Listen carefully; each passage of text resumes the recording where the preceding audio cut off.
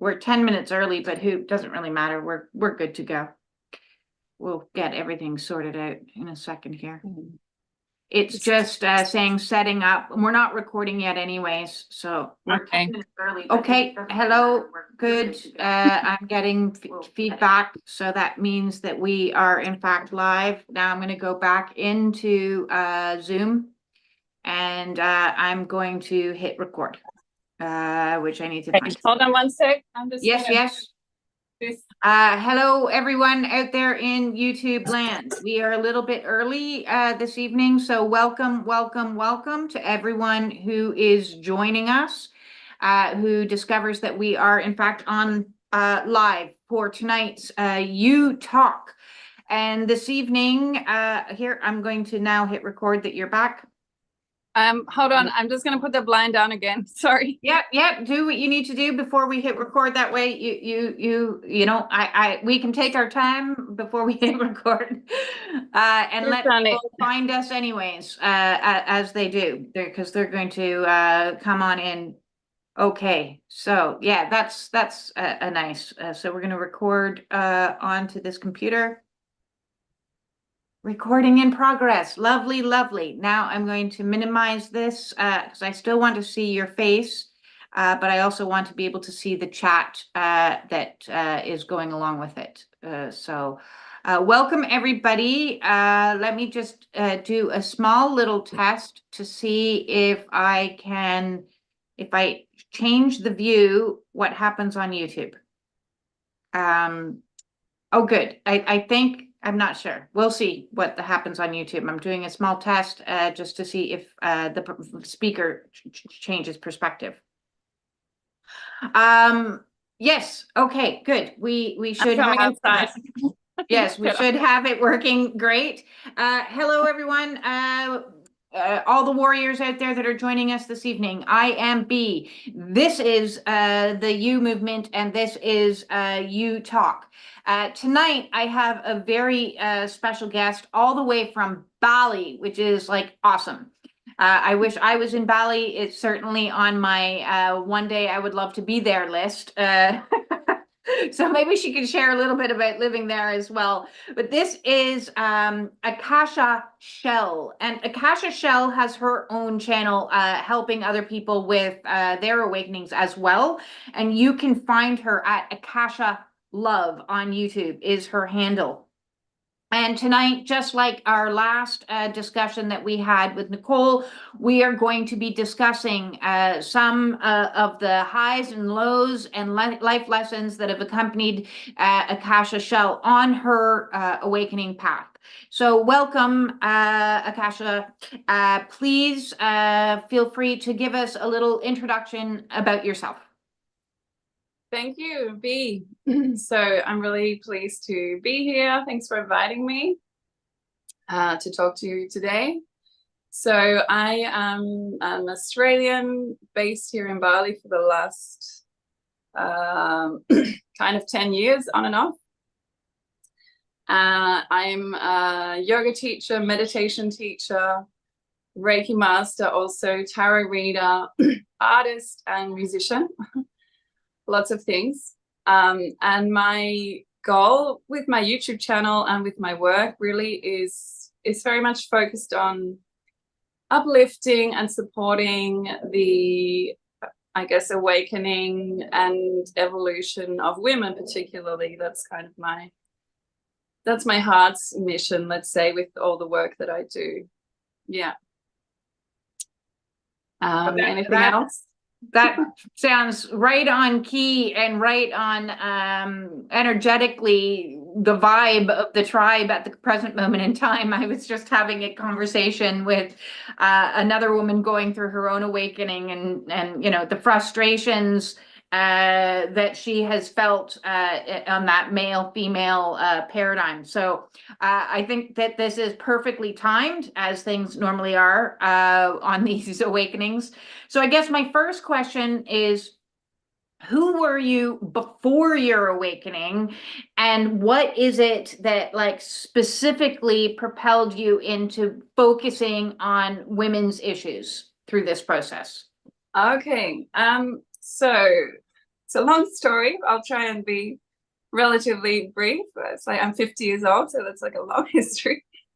But basically, until I was about late 20s, I left Australia when I was about 26 with the intention to live in Europe, and I ended up in Spain. Just by some kind of coincidence. I just was attracted to Spain, and somehow I felt like my soul needed to be there. And so I was living in Barcelona, and I was studying international relations, a course in international relations. Sorry, yeah. International relations masters. And I was 29, and I just ended up stopping going to my course slowly. I started basically staying home, not leaving the house. And I just got into a kind of quite a depressed state. And actually 3 years before this, when I was 26, just after I left Australia, my older brother died in a tragic accident. So I'm sorry. I also had this really strong kind of unprocessed, I guess, grief there for him. But I just realized that I'd sort of had this low-grade depression most of my life. Kind of came to that realization when I kind of stopped going to my course and started staying home and by myself. And I just kind of understood that I had this low-grade sadness, just this low-grade depression that had kind of always been a bit there in the background of my life. And I just realized, okay, this is not actually normal. Up until that point, I thought it was just normal. No, I thought it was normal to feel like more or less a bit depressed half the time. And then I kind of got a download that was actually not normal, and that I needed to do something about it. And that it was like urgent, really. I needed to kind of urgently go and try investigate this ongoing issue. And so I just decided to basically leave everything. So I full on left my course. I left my house in Barcelona. I put my things in storage. And I went to Thailand, and I went to a monastery, and I did a Vipassana retreat, like a 10-day silent meditation retreat. When I was 29, because I just was like, okay, this will probably help, at least if I can sit with myself for 10 days, get some instruction from people that actually know what they're talking about. Hopefully I will come to some deeper understanding of this underlying issue of depression that I've had for so long, really for kind of most of my life, I guess. And it really worked. It really worked very well for me. Like, I sat for 10 days, basically, 10 hours a day sitting and walking meditation. And I got the instruction from the teachers. One of the teachers was an Australian woman, just by coincidence, at a Thai monastery on a small island in the Gulf of Thailand. And yeah, I was like, okay, this is all about, I have to learn about the workings of my mind. I have to learn about recurrent thought patterns. I have to learn about why do I have those recurrent thought patterns. I have to dive deep underneath them. I have to basically become an excavator of my past and of my life experience until now, so I can really start to understand why I have been feeling like I've been feeling, and what to do about it, how I can change that. That must have been like a very profound experience. Was it full silence the whole time? Like, tell people who maybe have no background in like one of these retreats what it's like day in, day out. Like, give us a day. Okay, so yeah, full silence the whole time from day 1 to day 10. And the only time that you're not silent is when you have an interview with one of the teachers. So you get, I think, 2 interviews during the 10 days. You can ask for more if you want. And they basically just ask you how you're going, if you need any help, if you have any questions. Apart from that, it's full silence. So a typical day, you wake up you sleep in a small wooden cabin by yourself. Also, you cannot have any books, no music, no phone, no stimulation whatsoever, nothing. No intellectual stimulation is allowed. So you wake up at 4:30 and you go to the meditation hall. First meditation starts at 5 o'clock. Meditate for a couple of hours. Then you will do some yoga practice. Not all of these retreats have exercise, but this one had yoga for half an hour. Then you have breakfast around like 7:30, 8. And then you're basically back into meditation. So you switch between walking meditation and sitting meditation for basically the whole day until so the last sitting meditation session ends, I think, at 9 o'clock at night. And of course, then there's a break for lunch. There's a break for after 12 o'clock, you don't get any food. So only food is breakfast around 7:30, 8. Lunch at around 11:30, because this is a Thai monastery and the Thai Buddhist monks don't eat after 12 o'clock. So we had the same regime as them. So in the evening, there's no food. You just have a cup of tea, maybe 6 or something. And then the last meditation session, like 6 till 9. Again, you might be 1 hour sitting meditation, 1 hour walking meditation, 1 hour sitting.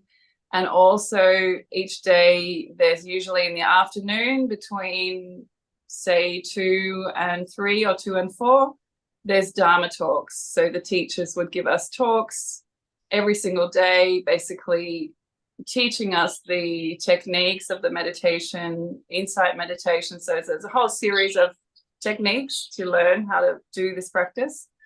And so they give lectures every day on the techniques.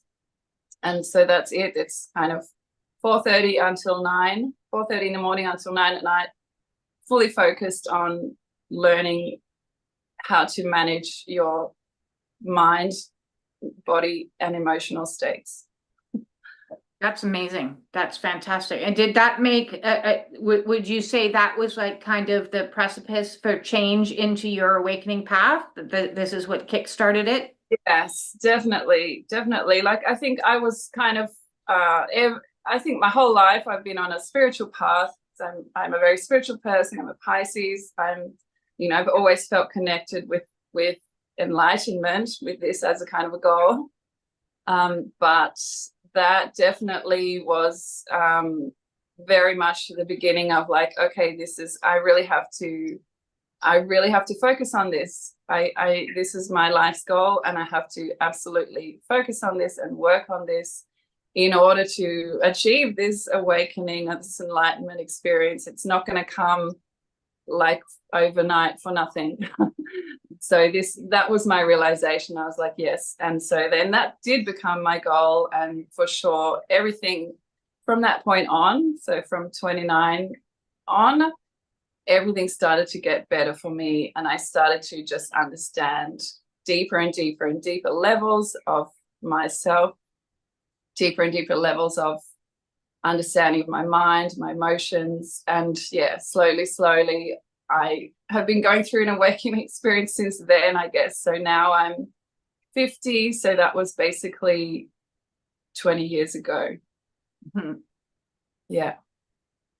And so then what have you been doing since in those last, you said 20 years, what have you kind of describe your awakening process? Has it been like a continual things, ups and downs? Do you identify cycles that you've been in or stages that you've been in? Kind of because you've have a lot of history of that. So I'd love to hear your perspective of what the last 20 years has felt like for you, because you're kind of leading the way for a lot of other people that might just be starting down their awakening now. So what kind of things could they maybe be prepared for? Okay, so yeah, definitely. My understanding is that it's a spiral process. So you're spiraling out and spiraling in. So spiraling out, spiraling out, having deeper and deeper understandings about yourself, and growing and developing and letting go of layers of problems or traumas from the past, from either your life or your ancestors, and then you might spiral in again, and you might go back to, so it's like 2 steps forwards, 1 step back. You might spiral in again, you might go back a little bit to past states of mind, especially if you have not been maintaining your practice, you know, if you're lapsed in your practice. You know, I basically had a daily meditation practice ever since then, but there has been days I've missed. I'm not, I have not every single day since I was 29 have meditated. No, I've had days that I've missed, some weeks that I've missed, but in general, I'm pretty much meditating every morning.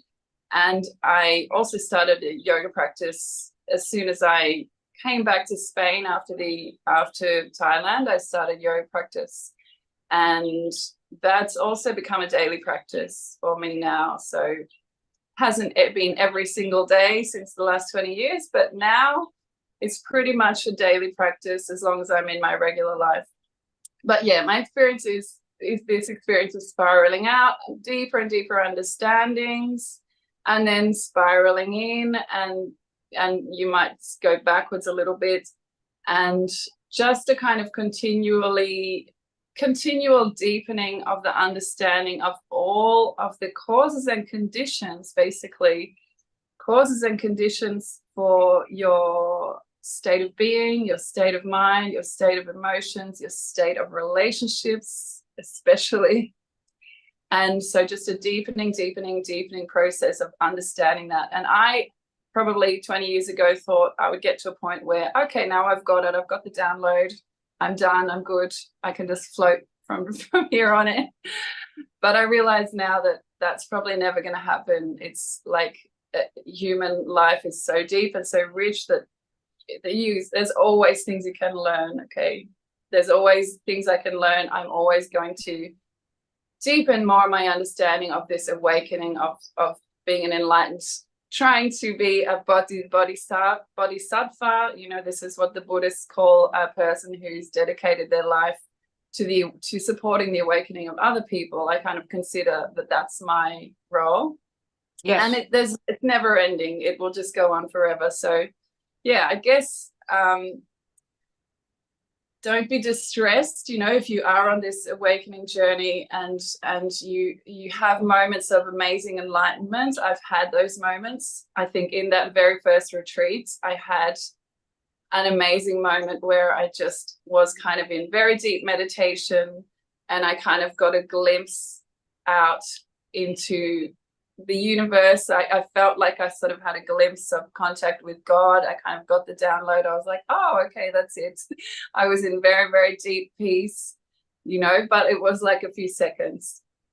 Mm-hmm. And then back to the normal meditative state, which is kind of watching the thoughts, sometimes struggling, sometimes anxious, sometimes angry, sometimes, yeah. But I had this momentary freedom of this amazing peace and this amazing depth of understanding, but it's not permanent. So yeah, my advice would be to not be upset with yourself if you find that you have a kind of awakening experience. You are on this path, you are learning and growing and developing and understanding so much more about yourself than before. And then you kind of spiral back in and you get into some negative cycle, or you get into a bad relationship with someone. That's been one of my really biggest teachers. To me, the relationship side of things is the most challenging area of life, and the area where you can really, really see where your patterns are still there, what still needs to be worked on. So yeah, not to be discouraged. It's very much a spiral path. But within that spiraling out and spiraling in, I think you're always slowly growing and elevating and awakening. Like you're not slipping back down. You're just slowly expanding and growing. Yes, I agree with everything that you just said, especially the spiraling aspect of it. and the contraction and the expansions that come with it. It's like an ever flowing change. I'd be interested to know what some of your greatest challenges on your awakening path have been. You did mention relationship has been one of the greatest teachers, but would you consider that to be your greatest challenge, or have there been other challenges that you've had to face along this, process of new awarenesses coming in? Yeah, definitely. I'd say relationships definitely one of my greatest challenges and teachers. So yeah, I've always had in mind that I want this kind of I want to experience this kind of perfect love, this blissful, perfect, harmonious, romantic, loving relationship. And yeah, I guess that one of my greatest teachers is recognizing how challenging that really is. First, to be the kind of person that can experience that myself, and then to be able to find the kind of person that's able to support and harmonize and grow together in such a relationship. I think it's I recognize now that it's much more rare than I ever realized before, that it takes a lot more work than I ever thought, both self-work and work on the relationship. And it takes a really lot of discernment in being able to choose the person. And often, of course, our still unhealed patterns, from our childhood, from our relationship with our parents, from maybe generations back, is what is choosing that person. It's not our healed conscious self. So that's definitely one of my biggest challenges. Another big challenge for me in my life has been around money and abundance and getting that flowing in my life, because part of this whole awakening thing is recognizing that it's not actually that important. So I do think it's a paradox. Money's not actually that important, but it's also needed. And to be healthy, you need to have financial stability and, basically a secure financial support base. But at the same time, I also recognize that money is not real. What is real is food. What is real is a house, a floor, something you can touch, relationships. And that is what truly supports my life. And so I've had many amazing experiences where I've kind of been traveling the world with like very little money. And I always actually get supported. I'm always supported. I always have what I need. I've actually sort of done those experiments half on purpose, half not. I think in order to basically test the universe, test to see if okay, does the universe have my back? I'm going to kind of basically make a test, make a trial, see what happens if I wander through the world with no money. Yes. Survive. One of my mantras throughout this awakening process has been, spirit will provide what I need when I need it. And that's not always in alignment. The when isn't always in alignment with my ego's interpretation of when I need it. But yes, things show up as you need them. And that's neat that you set up little tests, because sometimes cultivating faith that something's going to be there for you when that, proverbial next foot, there's going to be somewhere for you to step. You're stepping into nowhere, and then okay, I've met the perfect person that's going to provide me with shelter, that's going to provide me with an opportunity for a job, for something, or food. So, and it always works.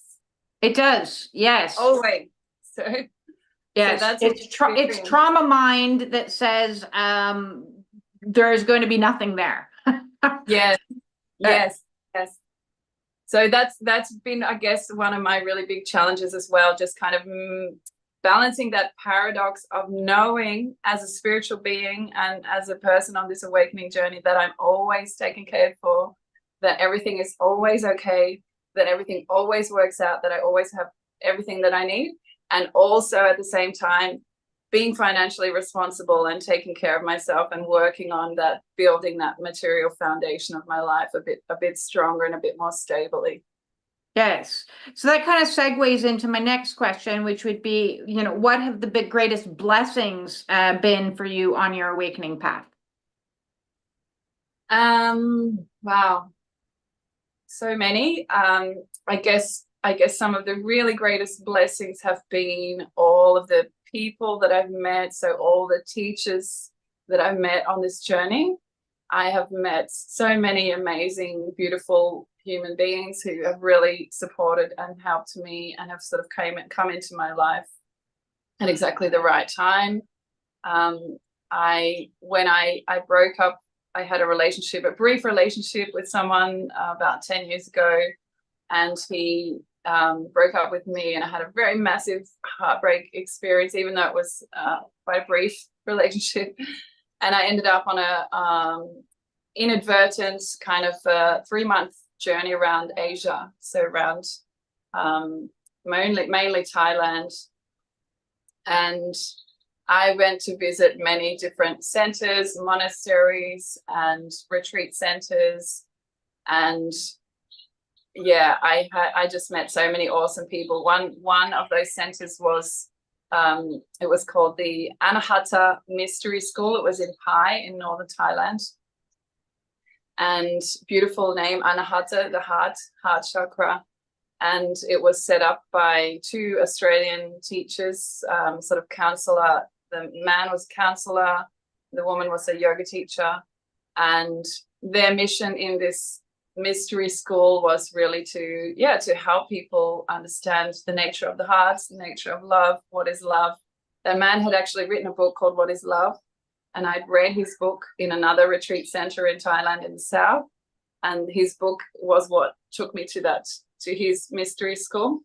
So yeah, I stayed with them for a week and got really amazing support and really understood much deeper levels of this quite strong heartbreak trauma that I've been through, and I really got the download about that thanks to them.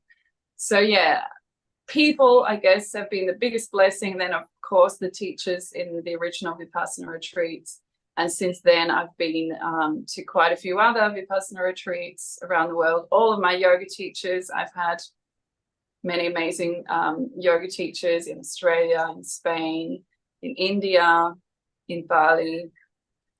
And then what are other blessings? I think the blessing of deeper and deeper levels of trusting myself, of being brave enough to follow my heart's dreams, no matter how old I am, no matter if my mind says, oh, you're really too old to do that. So for example, I made an album. I'm a musician. I made my first album about 4 years ago. During the COVID, actually, during 2020, I was meant to have some retreats here in Bali. That was all cancelled. And so I dedicated the year 2020 to making my first albums. That was always a dream of mine from childhood. And so I wrote my songs and I produced my album with the help of my amazing producer in Malaysia. So it's kind of a little bit of dance music album. So that's another real blessing of this journey of awakening, is just learning to really trust yourself and follow your inner heart's desires. These are my cats. Lovely. Where can people find your music? So they can find my music on Spotify under Akasha Love. YouTube also has quite a lot of my songs on it. They can buy my album from Bandcamp, akashalove.bandcamp.com, and Apple Music as well. All my songs are there. Since that album, I've also released recently 2 new songs. So yeah, that's a big part of my journey, is just manifesting, bringing out my creativity. And I think if it wasn't for this awakening path, it would be much harder to do that, because I'd have this voice that says, you're crazy. You think you're a musician now in your 40s? You know, people do that in their 20s. It's too late. Yeah, but I don't listen to any of those voices, even if they come. I just follow my heart, and I I pull out all those things that are meant to come out of me, let's say. And I guess another blessing is just being grateful for everything that happens in your life. I know that's many people say that, and it sounds really easy to say, and it can feel really painful if you're listening to this and something really painful is happening in your life right now. And I'm saying, well, be grateful for it. You can be like, oh, but that's another big learning on this journey, is just recognizing that every single thing that happens in my life is my teacher. Doesn't matter how painful it is, doesn't matter how hard it is, doesn't matter how much I just wish that wouldn't happen. It's all there to teach me. It's all there to help me to grow. And I have to be thankful for it in the end, because if it wasn't meant to be teaching me, it wouldn't be in my life.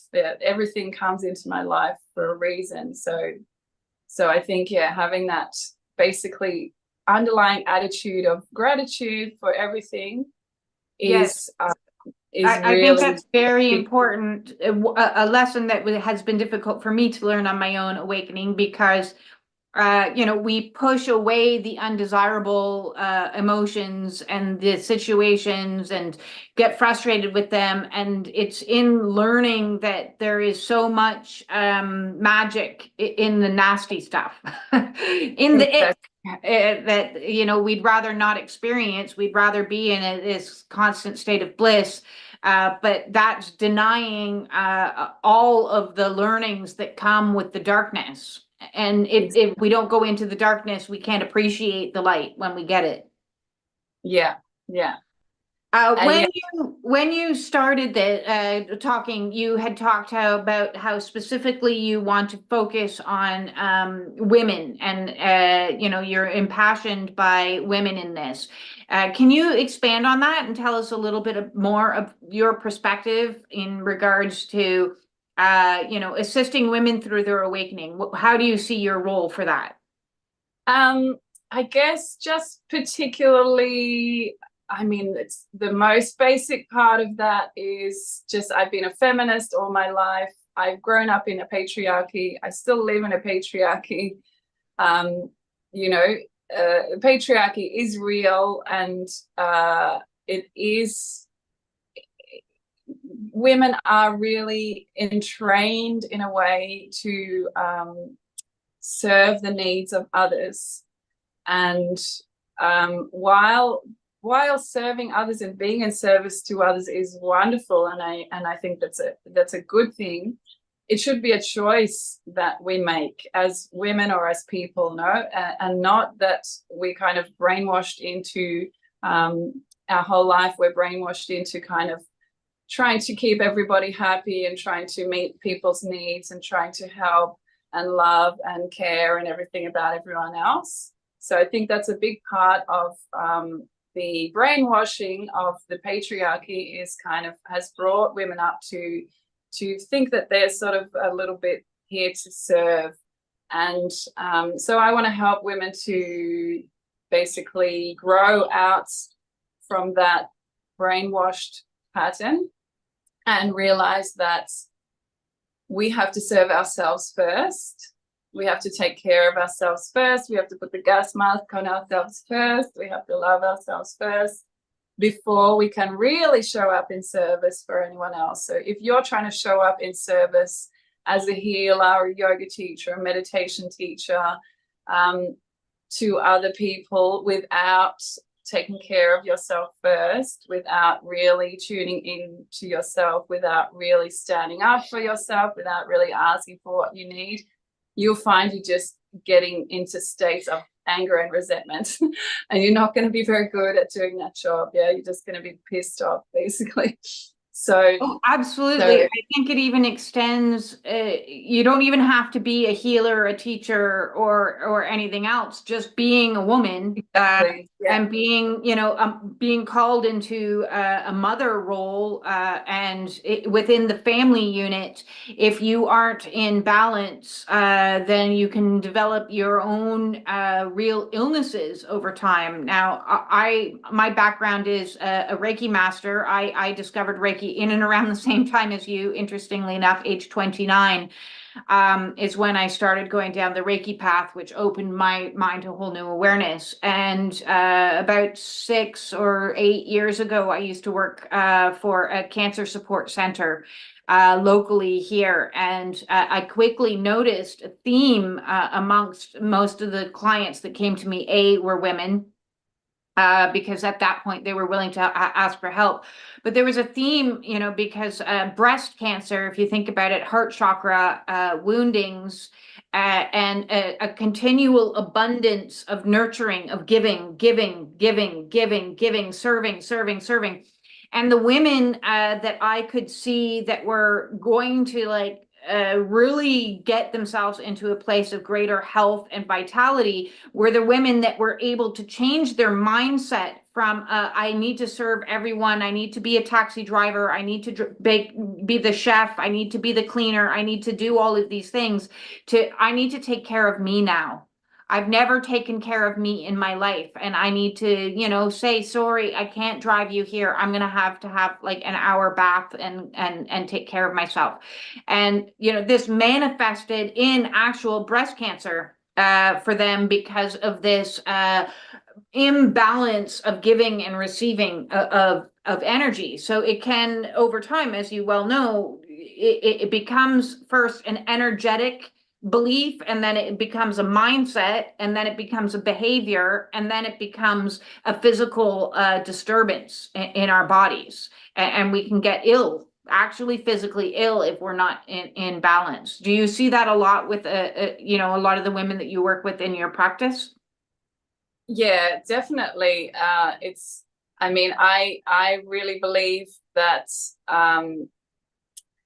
something like cancer is an illness that comes from my uncle actually recovered from what was given a prognosis of terminal cancer and 20 years ago, and he's still alive today. And he says that cancer is a result of unfelt emotion, unprocessed emotions. So yeah, I definitely see that kind of an illness as being a result of not meeting your own needs, not feeling your own feelings, not acknowledging your own pain, particularly anger. I think women really struggle to express anger. That's been my experience with the women that I've worked with myself as well. We've been very much struggle because they're told that if you get angry, you're being hysterical. Stop being hysterical. They're not given the space or the room to express anger anywhere. And if your job is caring for other people, then if you're a really rampant people pleaser, you just won't get angry because it's all about them. Yes. Even if you're really angry and something needs to come out, if you're deeply attuned to taking care of others, you'll literally repress your own feelings in order to keep the peace. And that for sure is going to lead to sickness.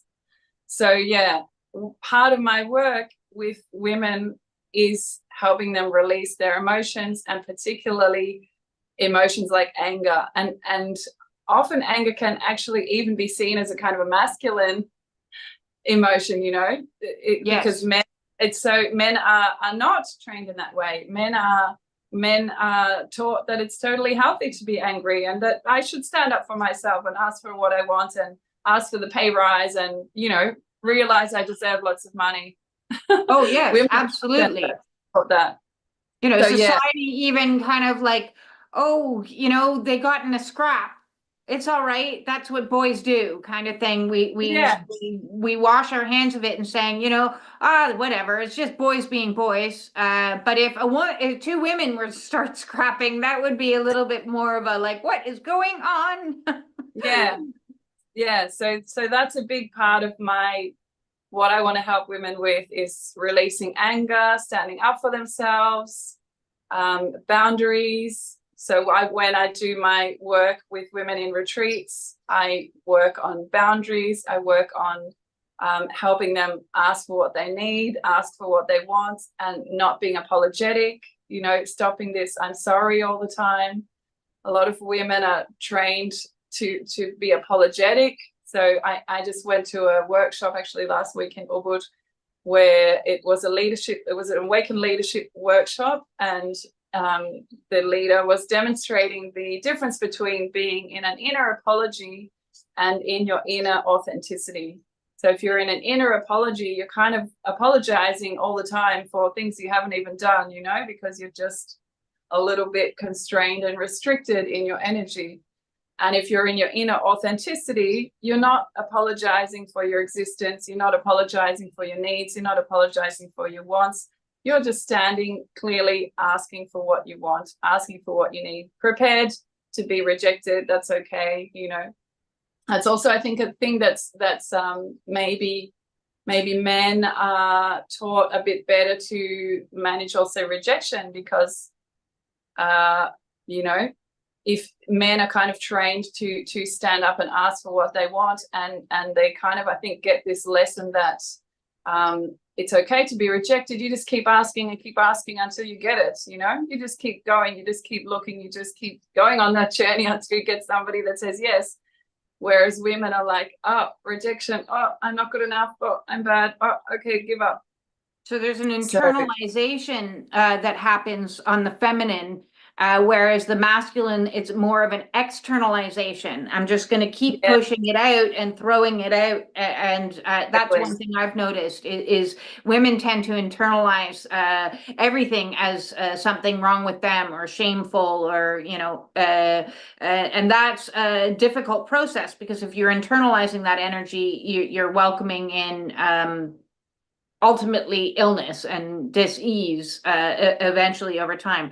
I'm very curious what tools and techniques you would advise women to use to help them open the gateway to that sacred rage that I think most women are carrying with them. You know, statistically speaking, most women, I don't even know exactly the statistics, but it's somewhere up in the range of like 9 out of 10 women, or 8 out of 10 women have had some sort of an experience before the age of 18 that was sexual abuse, sexual assault, molestation.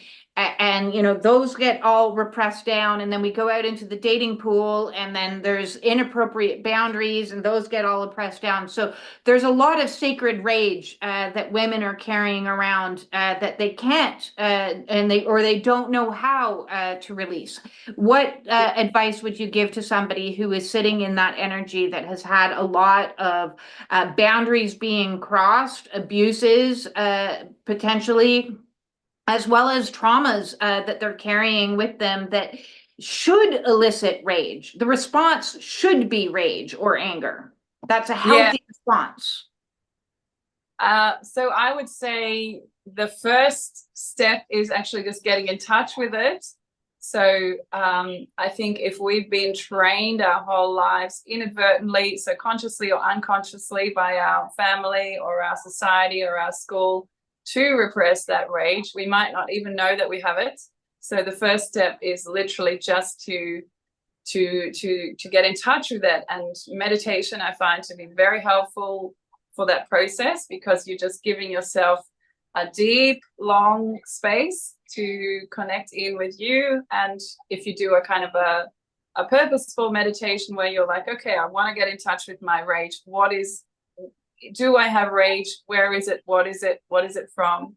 And so that would be my first advice, to, okay, do a meditation, ask to be put in touch with your rage, and communication with that rage, understand what it is, what it's there for, what it's in response to.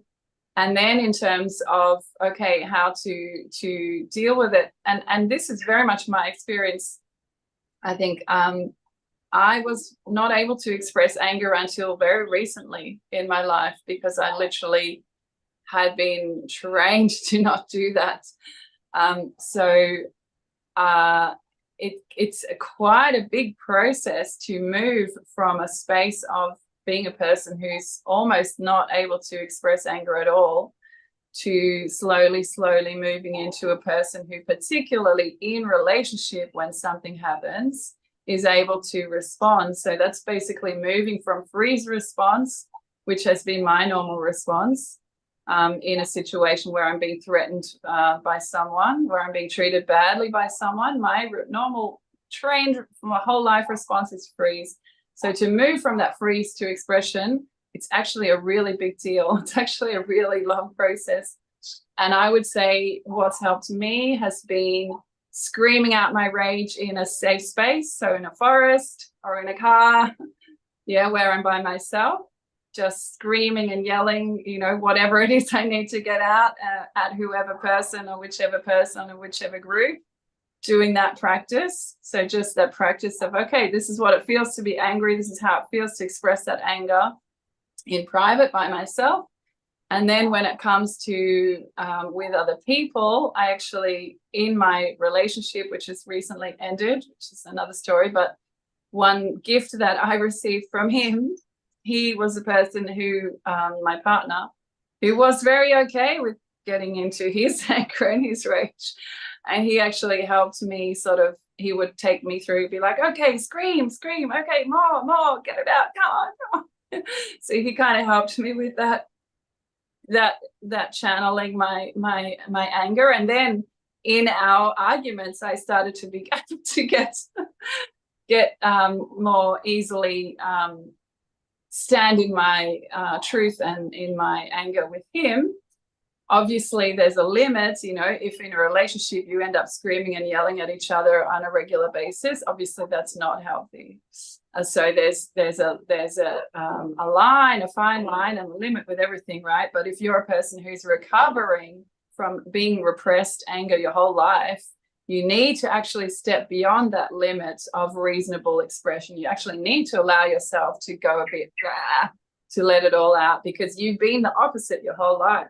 So if you can find a person, like it might be your relational partner, it might be a friend, it might be a workshop facilitator, you can find a person that can actually hold that space for you to just scream and yell, and that person can be non-reactive, and that person can show you that it's okay and you're allowed to be angry in the presence of another person.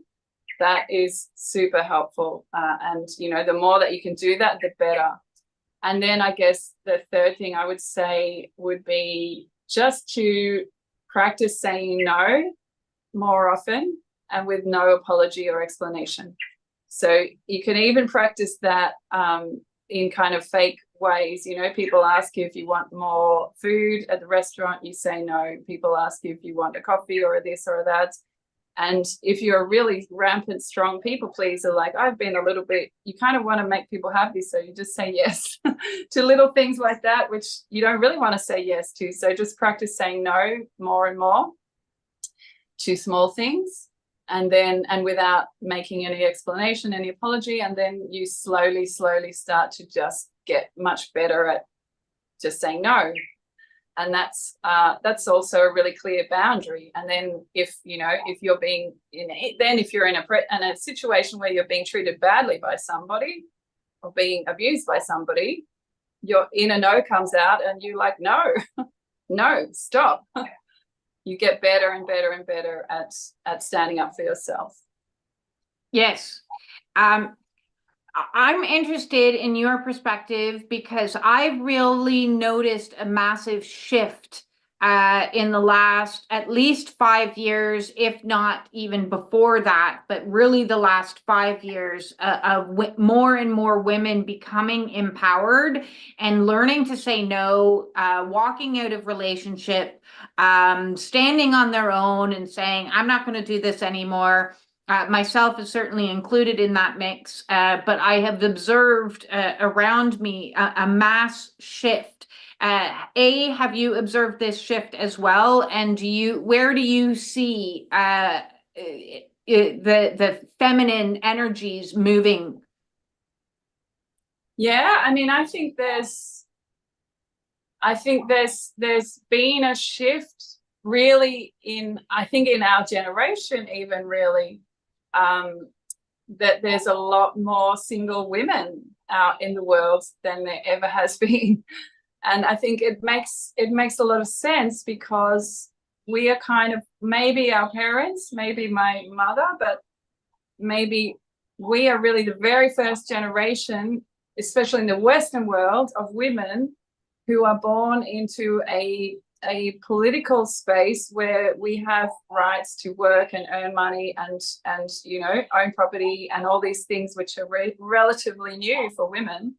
We're the really first generation that has those full rights in the Western countries. Of course, in many countries like Afghanistan, you know, the women still don't have any of those rights, but in Western countries we have them. So we are liberated in terms of we can be on our own and take care of ourselves. We don't need a man to do that anymore, and it's really groundbreaking. We really are the first generation in that situation. So I think as a result of that, there's a lot more single women now, our kind of age, out in the world, because they don't need a relationship in order to survive. Yeah, we don't need the relationship in order to survive anymore. We don't need the man to provide for us. We are at choice. Yeah, we choose, okay, is this good for me, is it not? So as a result of that, I think the healthy result is that there's a lot less dysfunctional relationships, because women are not forced to put up with them. Yeah, they can leave, they have resources, they have access to jobs, money, work. They don't have to stay in bad situations. So I would agree with you. I think we're the generation probably with more single women than ever before. And is that a good thing or a bad thing? It's definitely a good thing, I think, if women are not forced to be in relationships which are bad for them. And I think it's also on the other hand good for men, because if men recognize that, okay, this woman doesn't just want me as a provider for her, doesn't just want me as a kind of a bank or an ATM. I have to show up as a fully grown adult man, emotionally available to provide a real experience of love and connection. So I have to step up and do that work to be a good person and to be somebody that this woman actually wants to spend her time with. So that's also good for men, right? Yes, I think it's good for society as a whole, because as women are shifting, women are leading a new way of being. You're 100% correct. It means that men can no longer just sit back and say, yeah, okay, I'm going to do bare minimum in this relationship. Women are like, oh, hells no, I'm out. So exactly. that increases the energy for both, which is you know, you get into the topic of pulling themselves out of toxicity on both sides of the coin. I don't subscribe to just men are toxic. Women have had their own toxicity. If we didn't have toxicity, we wouldn't be in relationship with toxic men. You know, like attracts like. And I personally know that experience from trying to pull myself out of an abusive marriage.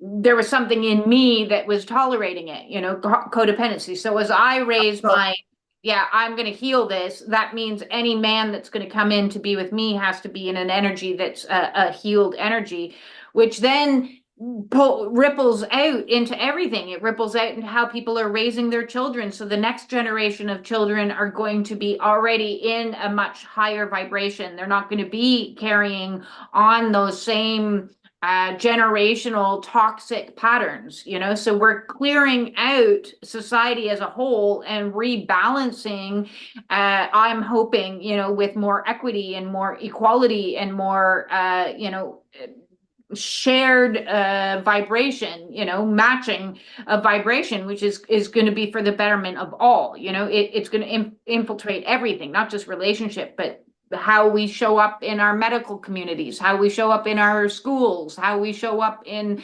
politics, you know, when everything becomes a little bit more balanced. So do you see this as like the precipice, because of our generation, as pulling patriarchy back into balance and rebalancing. And that's the way I see it. You know, the age of Aquarius is about rebalancing those feminine and masculine energies. Definitely, definitely. And I think there's a lot more work to do for that sort of balance to really shift, because I think we're still kind of here with the patriarchy up here and women kind of more down here, but slowly it's slowly coming into balance. And I mean, in Australia, we had our very first women's prime minister only recently, Julia Gillard, in 2010 until 2013. She was the very, very first woman prime minister, and she made this most amazing impact in Australia and in the world. Actually, she gave this speech called the misogyny speech. I don't know if you know it, if you've seen it, but she gave a kind of inadvertent, off-the-cuff speech in the Australian Parliament about misogyny to her opposition leader, who was the man opposite her, the leader of the opposition. She was the prime minister at the time. And this leader of the opposition, who was a very sexist, very misogynist, very disrespectful man towards women, like huge disrespect, he actually accused a member of her parliament, a man, of being sexist. And as a result of this accusation, she stood up and gave this most incredible speech on misogyny and on sexism, you know, basically saying to him, who the hell are you to stand here and speak to me about misogyny when you are the one of the most misogynist, sexist people I've ever met in my life, you know? So yeah, things are changing, but slowly. Yeah, because I mean, that's Australia in the 2000s, you know, this is only 10 years ago. This man, the opposition leader, he would literally stand outside the parliament, the opposition, the leader of the opposition, next to a cardboard figure of this woman who was the prime minister. And there would be words saying, ditch the witch. Oh, yes. Oh, dear. You know, I mean, this happened 10 years ago in Australia. You know, this is misogyny on full display in politics, in the leadership of a country. And you know, that's somehow permissible for a person to behave in that way towards a woman who at the time was the leader of the country, you know. So I think the disrespect is just beyond belief. But it's as a result of literally generations and generations and generations of sexism and patriarchy and rampant disrespect towards women, which has been allowed. So I think it is changing, that this balance is changing, because women like her do step up and take power and speak truth to power and say, hey, this has got to stop. This is off the show crazy. But I think there's a lot more work to go. Like, there's a lot, we've got a long way to go before we really come to this place of balance. But I'm also really glad that there's women like Angela Merkel in Germany, you know, who was the prime minister there for a long time and was very respected and was never treated with such disrespect as our woman prime minister in Australia, you know. So there are other countries which I think are further along in this path of redressing the balance of patriarchy and sexism and uplifting and supporting women to step into leadership roles and to demonstrate that we're all equals. We don't need to oppress each other anymore. I mean, because ultimately at the bottom of this whole patriarchy thing is it's also really bad for men. Yeah, it's bad for men to oppress women. It's bad. Yeah. Nobody's gonna feel good getting their power from oppressing another group, whether that group is women, whether that group is another race, whether that group is a different sexual orientation. That's a very bad place to get power from. Yeah, that's not true power. That's abuse. That's oppression. it's terrible for everybody.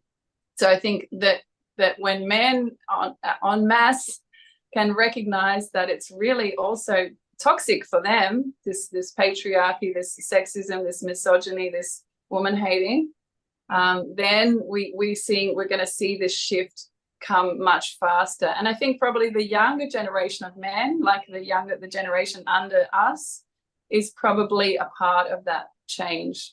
I think that's my feeling. There's a lot more young men who are like, okay, yes, we are part of ending patriarchy. This is not a woman's job. This is our job. We want to maintain this balance. We want to redress this balance together. We want to rise up together, and we want to end this toxic patriarchy stuff. Yes, I'm very blessed to have some of that generation in my house with me. And their views on the world is very, very different than the way that we were raised in the 70s and 80s and, earlier or later, depending on your age. Yeah. I'm curious, what advice would you give to anyone who just got their wake-up call, who was just starting, whether it be a woman or a man, who's starting to recognize perhaps some of their own toxic attitudes, behaviors, beliefs that can help bring about not only their own balancing of energies within, but to show up in the world in a more balanced way? Well, I would say first, congratulations if you are on that journey, and if you are, especially congratulations if you are able to recognize toxic behaviors in yourself, recognize ways that you've treated people badly. I know I'm not at all a perfect person, and part of my process, of course, is always trying my best to look at myself, see how I might have shown up in a toxic way, in a disrespectful way. So I would say to somebody on that journey, give yourself really compassion, and recognize that that's really amazing if you're able to really self-reflect in a deep way and look at your own patterns, look at the way that you show up in the world, and choose that you want to heal. So that's first step, is like really congratulate yourself for being there, because that's a very empowering road to take in life, and it's a very good road to take in life, and you should be proud of yourself for being brave enough to do the self-reflection work that's required to be on this journey. And then I would say, self-compassion is really important, but also being really prepared to look at yourself and see all your shadows, and not be blind to them, and not run away, and not be scared to see all the ways that you might have betrayed yourself. Because I think all of us have betrayed ourselves in various ways, whether because of the patriarchy, whether because of our family system, whether because of the beliefs that our parents instilled in us. We might have betrayed ourselves in lots of ways. So, but it's actually really scary to look at that for many people. So be very brave, and be prepared to look at the ways that you've betrayed yourself, and be prepared to redress that. You can actually redress self-betrayals, and also ways that you feel like, okay, I've treated other people badly. Somehow I do believe in this concept that the present, that everything is present in the present. The past is present, the future is present, everything is present in the present. So you can actually heal the past in the present. So you can actually go back, do that inner child work, go back to your adolescence, go back to any point in your life where you're like, oh shit, I really betrayed myself. I was not being who I really was meant to be. I took the wrong path.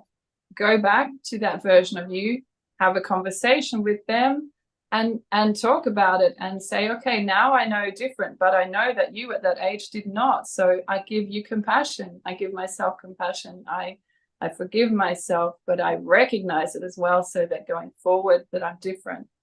So I would say really self-compassion, but also transparency, taking accountability of everything that you need to take accountability before, and just recognizing that you're choosing an amazing path in life. Like if you are choosing to be the most evolved, awakened version of yourself, it's not an easy path, because you do have to face yourself. You do have to learn to say sorry.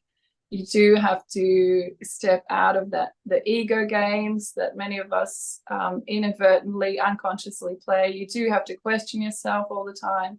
So it's a warrior's path.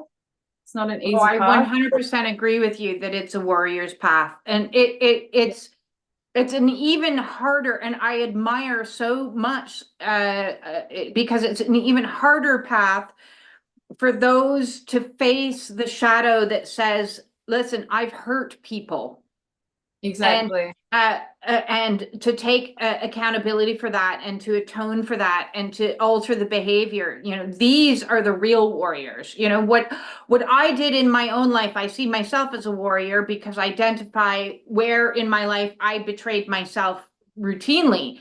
But I was never in a place of purposefully going out and hurting anyone. But myself, I hurt myself a tremendous amount. And many people learned because of their traumas that the only way to survive was to hurt other people. I need to step on you to get to where I'm going, not realizing in stepping over people, I'm actually robbing myself of the very thing that I want most. I want love. I want power. I want admiration. I want affection. I want connection. I rob myself of what I want when I take it and betray to get it. So when you face that reality, that's absolutely what I would consider to be like a shadow warrior. We talk about like light workers, but we need to have shadow workers. If we don't have shadow workers, we're not going to shift the paradigm and shift out of these things. So, examples of people doing, and I love it. I see people starting YouTube saying, listen, I'm a diagnosed narcissist, and I want to help the world, and I'm going to share all the secrets, kind of thing. I'm blowing the whistle on that. And I see other people who say, listen, this was my background. I did really bad, shitty things. And I had a wake-up call, and I was able to not only pull myself out of it, but now I'm in the service to help others pull themselves out of it. And so those are the real warriors, as far as I'm concerned, because it was hard enough for me to go, oh geez, I'm a people pleaser, I need to stop doing that. It's a lot harder to say I'm a people herder. Absolutely, like 100% with you on that. I mean, it's incredibly hard to admit to that, because if you are going to admit to that, and if you've been a people herder maybe your whole life, wow, that's a very big thing to face. That's a very big shadow to face. And most people, I think, never face it, really, because it's too much to go, yes. Oh my God, I'm a bit of an asshole. Yes. Really, you have to be very, very deeply honest with yourself, and you have to see that. But that's why if you're on a spiritual path, yes, but that's where compassion comes in, because compassion comes in understanding that, listen, lying became a trait and a behavior that I used because if I didn't lie in that situation that I was in as a child, I would have gotten beat. I would have gotten ridiculed. I would have gotten shamed. There was a reason that you started lying in the first place. If you're willing to go into that dark place and see that underneath the liar is a very scared little person that was terrified of the consequences of telling the truth. And so it became an easier thing to speak lies in order for self-preservation. And so that's where compassion needs to come in, is to say, hey, even these horrible things were beget from trauma. They came from trauma. They originated from pain and suffering that I had as a child. And so that's the real warrior that says, listen, not only can I go and visit with my inner child and see how sad they were, or scared they were, or frightened that they were, that they learned that the only way to survive in the world was to love. to lie, and now I've deprived myself and betrayed myself and ruined all possibilities of having love and having connection and having all of these things, because this is a coping strategy that has become so toxic. It's eating me from the inside out. Yes, totally. And I think it's you have to have amazing self-compassion to go there and to really see, okay, I have over many years developed this incredibly toxic, negative coping strategy to deal with a reality that probably when I was a child, I had no idea how to deal with in any other way except for becoming a very aggressive person who will step on everybody else to get what I need, choosing to lie, unconsciously choosing to lie. Yeah, unconsciously choosing a whole series of behaviors which are very negative in order to get your needs met as a little child. But then if you've not changed those series of negative choices that you made at that time, you will probably have created a life where you over and over again are confronted with your own toxic patterns which destroy relationships. So to actually see that and look at that and be brave enough to look at that, you need to have a lot of self-compassion, I think. And Yes. because for most people, I think that's really too hard. For most people that have these narcissistic, selfish traits that they've developed over a lifetime, it's just too hard to look at that pattern and to really look at what they've created and how they've been Yes. So I would send them to your Buddhist. I would send them to your Buddhist retreat, because through Buddhism they will learn self-compassion. That's one of the fundamentals of Buddhist teachings. They will have the time and energy to sit with self, because I don't subscribe, and this is I actually empathize with people that have been in this narcissistic energy for a period of time, because when they go to the internet and go, oh my God, I think I'm a narcissist. I've had the wake up call. I think I'm a narcissist. I think that I've been doing really bad things for a long time. I'm just starting to realize that I'm a bit of an asshole. And then they go to the internet and they're told repetitively, because I've watched all these videos in trying to, understand what I was in. They're told repetitively, there's no hope for you. You're an asshole. There's no hope. There's no hope. You cannot change. There's nothing you can do. And what a horrible message to be given over and over again, because you've just had a wake-up call. You want to change. You think that there's a possibility of change. And then you're told by experts that you can't change. And I'm like, bullshit to that, because anybody can change anything with the power of spirit behind them, with the power of dedication, discipline, and finding a spiritual path. You can change anything. Absolutely. I don't think anybody is beyond the capacity to change. It ultimately comes down to, how much of a warrior are you? How strong are you that you are going to sit with this and do the work that's required to atone for it, which is possible, but difficult. It's going to be challenging, but that's how the world is going to shift. It's by all of these people starting. It's going to be, as far as I'm concerned, the next 5 years, you're going to see a lot more people going, it was me. We had the Me Too movement, and next we're going to have the It Was Me movement. Like the Taylor Swift. That's what I see. I see a whole bunch of people standing up and saying, hey, listen, I was an asshole. I used to lie, cheat, steal, do this, that, and the other, and now I found a better way to do it, and I'm telling the world it was me. But it's not me any longer. I really hope so.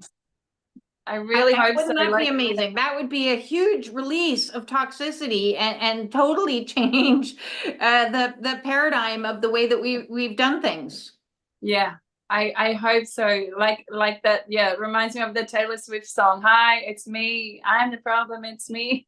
Oh, I don't know that song because I don't listen to Taylor Swift, but I'll have to I check don't it out. either, but I saw a reel on Instagram that somebody made, which the reel was actually introducing them, like one of those, I am reintroducing myself, this is me, blah, blah, blah. And they used her song, hey, hi, it's me, I'm the problem, it's me. So Oh, I that's don't funny. really know her songs either, but I was like, that's awesome. So that song is Absolutely. basically exactly what you're saying.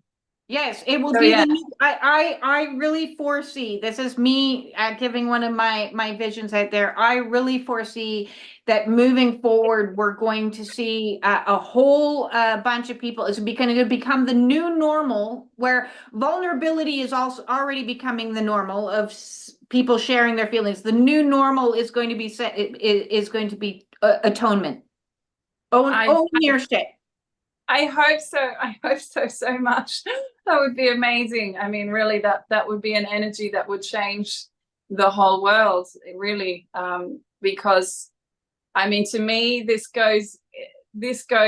whole narcissism thing, this self-obsession thing, it goes very deep. I mean, it's the result, it's the reason for wars, you know? Absolutely. On a global scale, it is the overabundance of a solar plexus that needs to come back into balance so we get into that heart center.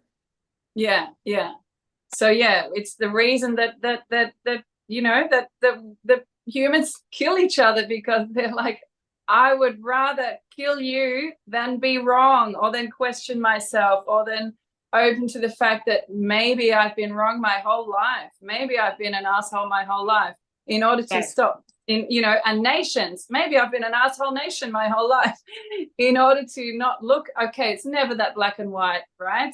There's always a lot of, you know, like any relationship, it's never black and white. There's not one good, one bad. Yeah, there's always nuances and gray areas and complexities. But, you know, but nations and people go, okay, in order to not look at myself and not look at all the horrible shit I've done, I'm going to kill you. Yes. So this kind of awakening literally is changing the world. It will stop wars, you know.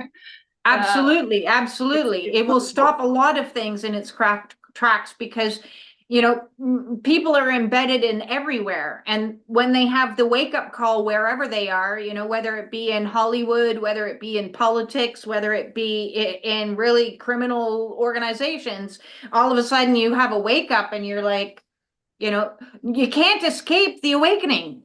You can try, but you really can't escape it. I couldn't escape it. You couldn't escape it. It came along and it was like, it's your time. Well, yeah. And I think the question is for those people, like if anyone who identifies as a person who has, you know, who has a lot of toxic traits based on a way that they have an adaptive behavioral mechanism they adopted as a child to survive in the world. If you're watching this and you recognize that yourself in that, and you would like to change, but you're too afraid of facing yourself, I think the question you need to ask yourself is, how much do you want your life to improve? Like, how much do you want it? Because the only way that your life will improve and things will change and your relationships will change for the better, and love, that thing that everybody wants, will actually enter into your life, is if you are brave enough to look at yourself, if you are brave enough to do that. Hey, it's me, I'm the problem, it's me. You have to ask yourself, how much do you want to change? How much do you want to be a happy person? How much do you want to have loving relationships?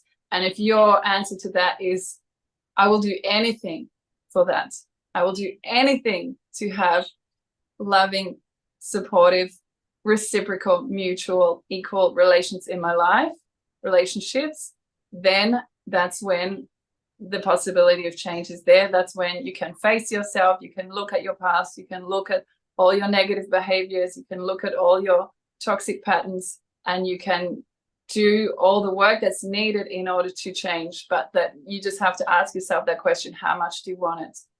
And I if, love if, that. if I you're all in, absolutely if you're love that. 100% How all in, much do you want it? yeah, That's my shout out to everyone. How much do you want it? You know, I wanted freedom bad enough that I made that happen. How much do you want it? You gotta want it. You gotta want it with you gotta everything be in prepared you. to do everything and anything in order for that change to happen. Yeah. You got to Yes. be prepared for anything and everything. You got to be prepared to dedicate your whole life to unraveling that toxicity if you recognize you have this pattern. Yes. Yeah. We're getting up there in time, but I wanted to give you the opportunity to offer any final thoughts to all of our viewers that watch now or later, and yeah, just any final thoughts. So yeah, I just got a message. My battery's running out, so yes, not long to go. Yeah, so I just say thank you, B, very much for inviting me for this talk. It's been really amazing. I appreciate all the work that you're doing on your YouTube channel. So I would say to any viewer here of mine, check out B's channel. She's doing awesome work and uploading so many videos. I see almost every single day I see a new video for you. And yeah, I would just say thank you for that. The U movement is growing bit by bit by bit. Yeah. Unfuckening. Yeah, I would just say that if you are a person on this journey of awakening and evolving and growing and healing, you are really needed in the world. Your soul, your energy, your work is deeply, deeply needed. So anytime that you feel, oh, what I'm doing is really not such a big deal. It's really not, I'm not such an important person. I should maybe give up because I'm not getting the response or, the reaction that I want or I deserve or I need from my work. I sometimes feel like this. My message to you is that if you're a person who's supporting the awakening of human beings, of humanity, the evolution, you're supporting people to move out of patriarchy into a more balanced gender roles, you're supporting the evolution of love, you're supporting healthy relationships. My message to you is you are really needed, and always remember that and keep going no matter how hard it is, no matter how little response you sometimes get. Just, you are a really, really important person for us in the world at this time, and just to love yourself, to take care of yourself, and to continue on this amazing warrior journey, because we need you and we need B and we need me and we need everybody who is doing this very, very, very important work of basically the work. My channel is called Akasha Love. My artist name is Akasha Love, and I downloaded this name in 2020 when I made my first album. And Akash, it means space, it means ether. So it's a Sanskrit word that means ether. So Akasha Love is space for love. So my work is opening up space for love and all that implies, and that opening up space for love is also opening up space for all the shadows, all the toxicity, all the patterns, all the dramas, all the shit, all the bullshit, all the that's opening up space for all of it. So that's the work. We open up space for love, and that literally means seeing everything, allowing everything, seeing everything, and doing that really hard work of looking at ourselves and processing what we need to process from our past, maybe in our present, in order to grow into stronger, more loving and more awesome beings in order to support everybody else. So that's my message. Continue on the journey, believe in yourself, love yourself, no matter how hard it gets. And if it does really get hard, reach out to people, reach out to B, reach out to me. Yeah, all these people on YouTube making videos are real people. We're not just here on the screens. Absolutely, we are available absolutely. To help. Yeah, I'm available to help people. You're available to help people. Reach out if you need. Yes, thank you, thank you, thank you. So that is Akasha Chelle. Again, her YouTube channel, please follow over there, is Akasha Love. and you can watch a lot of her insights available to you. I want to thank everybody out there. If you want to get in touch with me, the way to do that will be in the description below. And let's shift some of that toxicity out. Let's get some of the gunk out of the system and bring ourselves into a better way of being with a lot more love. I love that. Yes. Thank you. Unfuck the world and make space for love. Okay, I'm going to stop our live stream now and then hit the stop record. So everyone, thank you so much again, Dee. Yes, thank you. Peace.